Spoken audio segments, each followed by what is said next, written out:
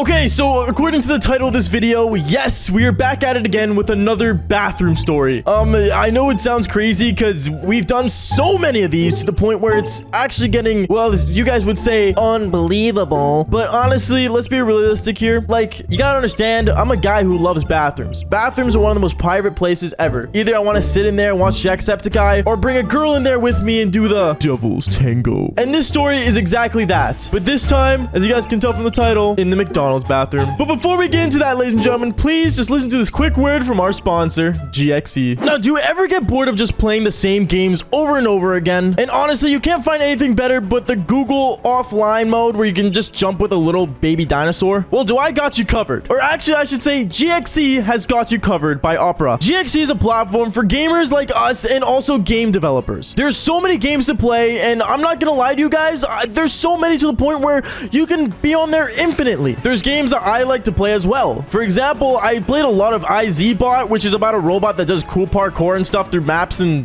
you gotta be super quick. Or Grapple Tongue, where you could literally grapple with your tongue, and that's kind of hot, actually. Wait, it's a penguin? Wait, whoa, whoa, whoa. And also on top of that, there's Table Tanks, where you could literally drive a tank and literally destroy other people.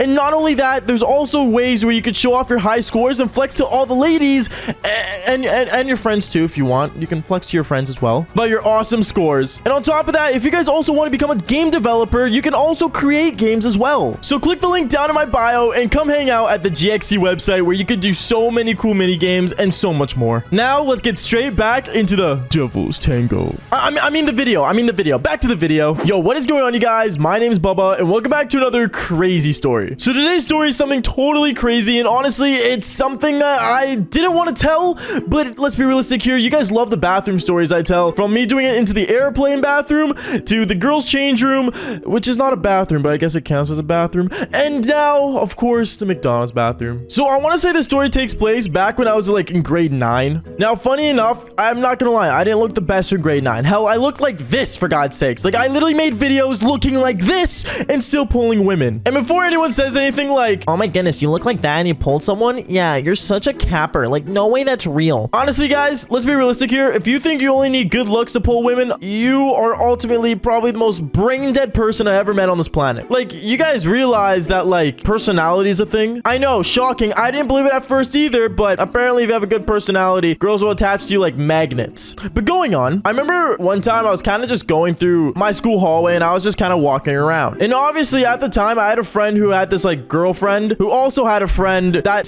actually somewhat knew about me. Now, to be honest, I didn't know what she knew about me because in grade 9, I wasn't really like full on into my slaying days, if that makes sense. Like, I didn't actually like start slaying women and being awesome with my eggplant until like, I don't know, I want to say like grade 10, 11, and 12-ish. But this was like a totally new thing. And honestly, like me, I think I was just mostly known for how I used to rage on video games all the time. Like, I'm not joking when I say this. If I had to slam on the desk, I would. And I guess one time, like, I had friends over and they recorded me doing that. And I guess that kind of went around the school. But I remember one time there was this one girl, and like I said, she was friends with my friend's girlfriend at the time. And I remember she was walking down the hallway and she bumped into me. And by bumping, I don't mean like that weird cinematic bump where it's like in the movies you see like in Spider-Man or something. Like, this was an actual like genuine like bump. Like, I literally bumped into her and like literally all her books dropped and everything. It was actually, yeah, the more I think about it, it was like kind of like the movies. But in a way, in the movies, usually the guy would bend down on a knee and help out. Psych, I'm no simp. I didn't bend down for anything. To be honest, I kind of just watched her pick up all her books. I know, kind of mean of me, but at the same time, you know, I show dominance. That sounds so mean. But going on. So I remember as she was picking up her books, she ended up looking up at me and I ended up looking at her eyes. And me and her kind of had like that staring session that most people enjoy for some reason. I don't know. She was kind of staring at me. I was kind of staring at her, and it got to the point where she actually stood up and said, hey, like, aren't you like Bubba? And then I look at her and I'm like, yeah, like what's going on? She looked at me, and then after that, she looked at her phone and she's like, oh, like, I don't have to be in class for like the next, like, I don't know, 10 minutes. You want to like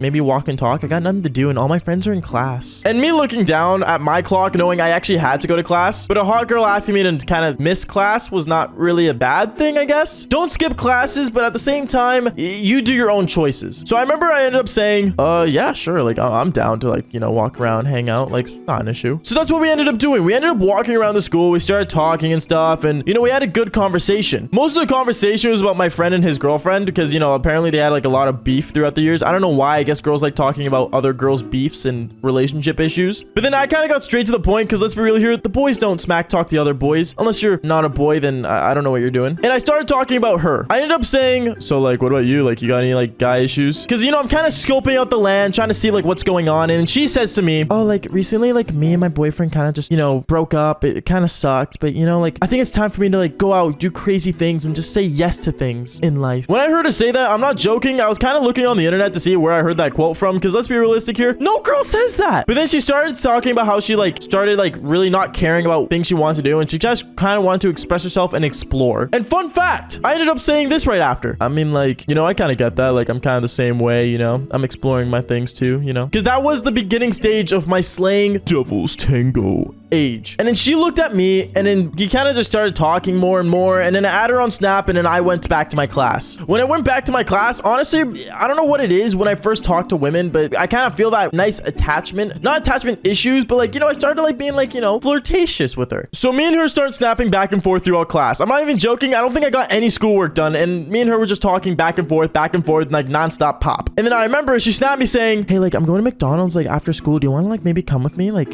you know, maybe get like a Big Mac or something. Kind of weird for a girl to ask me at McDonald's. Like, I'm gonna be honest, I've heard like girls ask me to go to Chipotle or, you know, go to like even sushi, like, you know, but like McDonald's kind of a first for me. I'm not gonna lie. So I ended up just saying, oh yeah, sure. Like I'm down to go to Don's. Cause honestly, let's be realistic. If I ended up paying, it would be cheap because McDonald's is cheap. So might as well. So I ended up going to McDonald's with her after school. And when we started walking down there, she started like kind of like getting close to me, kind of leaning towards me, kind of, you know, let's just say she was closer than average. Like it got to the point where I actually did end up putting my hand around her waist. So me looking like this, pulling a girl like that and putting my hand around her waist, honestly, it's like the Matrix. It just didn't make sense. The Matrix does make sense. I was joking about that, but never mind. Going on. So when me and her went into the McDonald's, we sat down and we started like putting our books out and everything because apparently we were going to study, which let's be real here is definitely cap, but you know, whatever. And we ended up going to like this like cool thing where you can like order your food on like this cool big machine thing. It's kind of futuristic looking. I don't know. For me, it was futuristic looking, but apparently it was like a new thing they added back when I was in high school. And we did our order. It ended up being like 25 bucks, which is not a loss. I'm gonna be honest. And we went back to the table. The person brought us food. We started eating our food. And then halfway through eating our food, she ended up getting a text message from her ex-boyfriend. Now, honestly, here's some quick relationship advice with Bubba. If you have an ex person in your life, make sure you actually explain and elaborate on the ex, making sure that they're actually out of your life. Because I hate when people are like, oh, like, I have like an ex-boyfriend. And the boyfriend ends up showing up at her house like every second day. Like, I'm sorry, that's not an ex. That's still your boyfriend. You know, it's common sense. But when I saw that text message, I was like, oh, like, do you want me to like leave? Like, I don't want to intrude anything. You know what I'm saying? She ended up showing me her phone of what her ex-boyfriend texted her, and her ex-boyfriend literally told her to KYS. I'm not gonna actually say it because I don't know what YouTube monetization would do. Because let's be real here, we're already on the borderline with these videos.